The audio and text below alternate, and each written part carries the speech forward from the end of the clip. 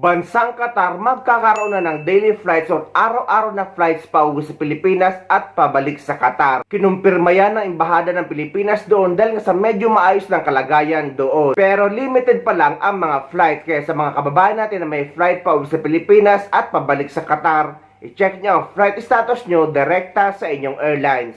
Unti-unti nang bumubuti ang sitwasyon sa ilang bahagi ng gitnang silangan, partikular sa Qatar. Sa katunayan, inaasahang magkakaroon na ng araw-araw na biyahe pauwi ng Pilipinas mula sa nasabing bansa.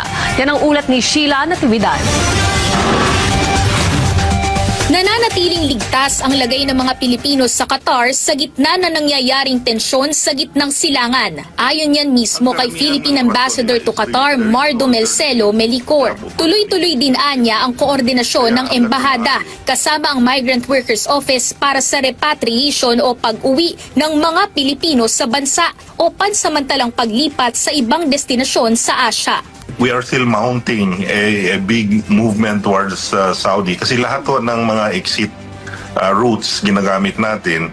Siguro on the 22nd meron daw repatriation flight from Saudi. But ang kagandahan po rito, Yusek, Qatar already announced starting tomorrow po, there will be daily flights to the Philippines. Bagamat nananatiling limitado pa rin ang mga biyahe sa himpapawid, kumpiyansa ang Embahada ng Pilipinas sa Qatar at ang Migrant Workers Office na masisiguro ang kaligtasan ng mga biyahe ng ating mga kababayan.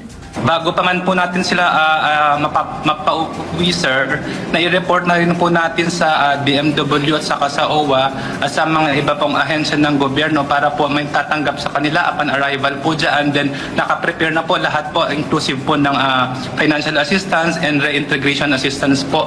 Katunayan, 37 Pilipino ang tumungo ngayong araw sa paliparan sa tulong ng gobyerno, kabilang ang OFW na si Hilmarty Castellano. Maraming salamat po sa ating embassy dito sa Qatar, sa DMW at sa OWA na sobrang accommodating po sila, sobrang asikaso po sa amin. Salamat din po sa ating ambassador na talagang nakasubaybay sa mga nangyayari dito sa Doha, Qatar. Sa kabuuan, nasa 100 Pilipino na ang matagumpay na nakaalis mula sa Qatar patungong iba pang mga bansa sa Asia sa tulong ng pamahalaan. Patuloy din ang pakikipag-ugnayan ng mga embassy ng Pilipinas sa mga bansang apektado ng sigalot sa gitnang silangan upang mapanatili ang kaligtasan ng ating mga kababayan. Kagaya po ng aming in-advise sa kanila, it is best pa rin to keep calm. Makinig lang po sila sa official na pahayag ng ating host government, which is really striving very much para maging safe and secure itong Qatar. To all residents, keep calm and then contact the embassy. The embassy and the MWO are open 24/7. Dito naman sa United Arab Emirates, partikular dito sa Dubai, ay araw-araw naman may mga flight ang Emirates Airlines dahil Emirates Airlines lang ang may operation sa ngayon. Ang Cebu Pacific at Philippine Airlines ay madalas canceled pa ang flight. Though may mga alert at pagsabog pa rin dito kaya minsan nagsususpinde ng flights ang Emirates Airlines, pero after ng mga pagsabog ay balik normal na ulit ang operasyon. Kaya sa may mga flight pa sa Pilipinas at pabalik dito sa Dubai sakay ng Emirates Airlines or kung may book kayo sa Emirates Airlines, ay i-check nyo ang flight status nyo direct sa website ng Emirates Airlines. Sa mga walang idea kung ano ang requirements pauwi sa Pilipinas at pabalik sa ibang bansa, eto pa rin guys. So ang bagong update ngayon, though paulit-ulit na or ilang beses na pinupost ng DMW na tinatanggap na daw ang OFW pa sa check-in counter, immigration at pag-claim ng terminal fee cash refund. Pero guys, base sa pagsasurvey natin, ay wala pa mga OFW na nakabanggit na nakagamit na sila ng OFW pass na tinatanggap na sa immigration. Dahil sa kasalukuyan at sa mga latest na mga OFW na kakabalik lang sa ibang bansa, ay uuwi pa rin daw ang hinahanap sa immigration at pag-claim ng terminal fee cash refund. Hindi pa daw ang OFW pass na pinipilit ng DMW. Pero sa mga gusto kumuha ng OFW pass ay wala naman din problema. Pero para makasiguro na hindi kayo makakaproblema sa immigration or sa airport, ay mas maigi na kumuha pa rin kayo ng OEC. 3 copy dahil guys, yung isa kinukuha sa check-in counter At yung isa kinukuha naman sa pag-claim ng terminal fee cash refund. At yung isa ayun naman ang tinitingnan sa immigration. At kung sakali man may mga OFW na nakagamit ng OFW pa sa immigration, paki-comment naman sa comment section ng video na ito para maibahagi naman natin sa iba pang kababayan nating OFW. Pero guys, sa ngayon talaga, napakarami nagsasabi or in general na mga OFW ay uuwi pa rin daw ang hinanap sa kanila. So, ang mga kailangan kapag uuwi sa Pilipinas ay ang inyong passport, ticket, at e-travel arrival card registration. Para naman sa mga OFW na manggagaling sa mga bansa na may tinatawag na exit visa, ay kayo ang nakakaalam yan kagaya sa Saudi Arabia, Taiwan, at iba pa. Dahil requirements yan sa bansa na panggagalingan nyo, hindi naman sa Pilipinas.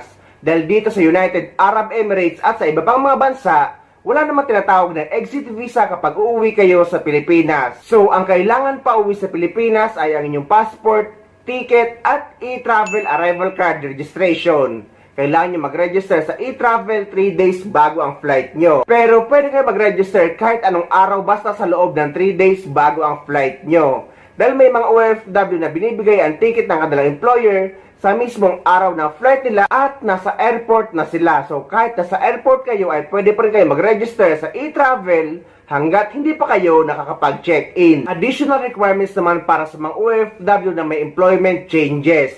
For example, mga OFW nag-change employer, nag-change job site, nag-change company name kahit pareho pa rin ng owner, nag-change position, at yung mga babae na napalitan ng apelyido sa visa, passport, at kontrata. Pati yung mga OFW na galing sa visa na nakahanap ng trabaho sa ibang bansa at nag-employment visa sa ibang bansa. Kailangan nyo magpa-verify ng inyong kontrata sa polo office sa bansa kung saan kayo nagtatrabaho bago kayo umuwi sa Pilipinas para makakuha kayo ng updated UAC sa POA.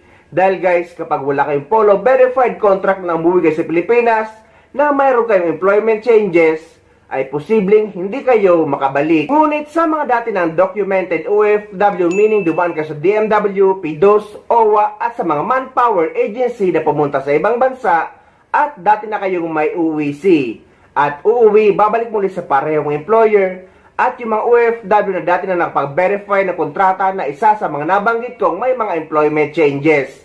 So kapag nakapag-verify na kayo ng kontrata noong uwi nyo or last uwi nyo at uuwi muli kayo ngayon at babalik muli sa parehong employer, ay hindi na required ang panibagong polo verified contract dahil pwede na kayo makapag-acquire ng UWC exemption online or sa inyong PAPS-BAM account. Kung hindi naman kayo marunong mag-acquire ng UWC exemption online, ay pwede kayo sumadya sa pinakamalapit na POA office sa lugar nyo or dumaan sa POA desk na matatagpuan sa loob ng airport. Bukas sila 24 oras at pwede kayo magpaprint ng UWC exemption nyo sa kanila. Ito naman ang maikling step-by-step guide sa pagkuha ng UWC exemption online. Para naman sa pagkuha ng UWC exemption para sa mga OFW balik manggagawa, meaning yung mga dati ng OFW or documented OFW na babalik sa parehong employer, parehong job site at parehong position. Pwede na kayo kumuha ng UWC exemption online at ituturo ko sa inyo ang step-by-step guide. So after nyo makapag-login sa inyong PAPS-BAM account, ay dyan kayo sa baba at i-click nyo yung balik manggagawa at lalabas ito. Dito makikita nyo ang passport data available at pag-ibig data available. Kung wala naman kayong pag-ibig guys, i-proceed nyo lang yan dahil kahit wala kayong pag-ibig ay pwede kayo makapag-proceed. So i-click nyo lang yung next. Dahil ang importante dyan ay ang passport nyo na dapat available ang passport information nyo. And after nyo maklik ang next, lalabas or bubungad ito. Karamihan sa mga OFW ay kinakabahan kapag nakikita to. Makikita nyo na contract do not have deployment details. So wag kayong kakabahan dyan guys. I-click nyo lang yang close. So dito ilalagay nyo na ang flight date nyo, yung flight nyo pabalik sa ibang bansa. Hindi yung flight pa uwi sa Pilipinas. Pero karamihan din sa mga OFW ang nalalagay dito is yung flight pa uwi sa Pilipinas. Ngunit wala naman niyang problema guys. Dahil ang importante naman dyan is yung validity ng UWC nyo. As long as valid yung UWC nyo sa araw ng flight nyo pabalik sa ibang bansa ay wala naman din problema yan. Kung mapaaga man ang expiration ng UWC nyo bago pa man ang flight nyo pabalik sa ibang bansa, ay kailangan nyo lang naman mag-acquire or mag-reacquire or kumuha na panibagong UWC gamit ang PAPS-BAM account nyo. after na ma-expire ang una nyong UEC na hawak nyo. So after yung malagay yung flight date nyo, ay i-click nyo na yung next at lalabas na ito. Dito naman guys, ay puro yes lang ang ilalagay nyo dahil nga babalik kayo sa parehong employer, same job site at same position. So sa tanong na are you returning to the same employer, are you returning to the same job site, and are you returning under the same position, i-click nyo lahat yan ng yes. At dyan din sa pang-apat, i-click nyo lang din yung yes. Sa mga nagtatanong paano naman daw kung nag-change or nabago or nadagdagan ang kanilang salary, kailan pa din daw ba magpa-verify ng kontrata? Ang sagot guys, kung salary lang naman ang nadagdagan at hindi naman nabago ang position, ay pwede pa rin kayo makapag-acquire ng UEC exemption. Pero kung nabago ang position nyo at salary nyo, ay required na ang panibagong Polo verified contract. Dahil nga, may tanong dito sa PAPSBAM kung are you returning to the same position. So kapag clinic nyo ang no, ay idadari kayo sa appointment sa POA at kailangan nyo ng Polo verified contract. Pero ang bago naman ngayon upon contract verification ay pwede na kayo makakuha ng UEC exemption online. Pati ang Polo contract verification ay online na din. So after nyo maklik lahat ng yes ay lalabas na ito, evaluation remarks. At sa taas makikita nyo dyan ang view UEC, yung kulay pula. I-click nyo yan. At dito i-click nyo yung open. And after that, eto na guys, makikita nyo na ang inyong UEC exemption at ipaprint nyo na 3 copy at ready to go na kayo. Ngunit kahit for UEC exemption na lang kayo kapag uuwi kayo sa Pilipinas, lagi ko sinasuggest na dapat lagi nyo dala ang kopya ng inyong valid contract or bagong renew kontrata. Mahihingi or makukuha nyo ang kopya ng inyong valid contract sa inyong employer or sa kumpanya. At kung nandito naman kayo sa UAE at hindi kayo binibigyan ng copy ng inyong kontrata ng inyong employer, ay pwede kayo magpa-print or kumuha sa any Tashil office. May konting babayaran lang kayo pero pwede kayo humingi ng copy ng inyong kontrata sa kanila. At kung available pa, yung lumang contract verification nyo ay mas maigi na lagi nyo rin dala just in case man mahirapan ang immigration sa pag-verify or pag-check ng kontrata nyo kung dati na ba itong verified. Again guys, ang kontrata ay hindi naman madalas hinahanap sa immigration. Marami kasi nakikipagtalo sa comment section na hindi naman daw sila inanapan ng kontrata. Guys, hanapin man or hindi sa immigration ay dapat lagi nating dala ang ating bagong kontrata or ang newly renewed contract natin. Dahil karapatan natin yan na hawak dapat natin ang ating kopya ng kontratang pinirmahan. Sa mga OFW naman na pabalik sa ibang bansa, ang mga kailangan ay e-travel departure card registration. Again, ang pagre-register sa e-travel, pauwi man sa Pilipinas o pabalik sa ibang bansa, ay 3 days bago ang flight nyo. Kahit anong araw basta sa loob ng 3 days, bago ang flight nyo ay pwede na kayo mag-register sa e-travel. Number 2, ang inyong UEC or UEC exemption. Number 3, ang inyong visa. Pero dito sa United Arab Emirates, ang ipapakita nyo na sa immigration na visa natin ay ang Emirates ID na natin. Wala na yung passport or wala na yung visa na nakatatak sa passport natin. Number 4, ang ating passport at ticket.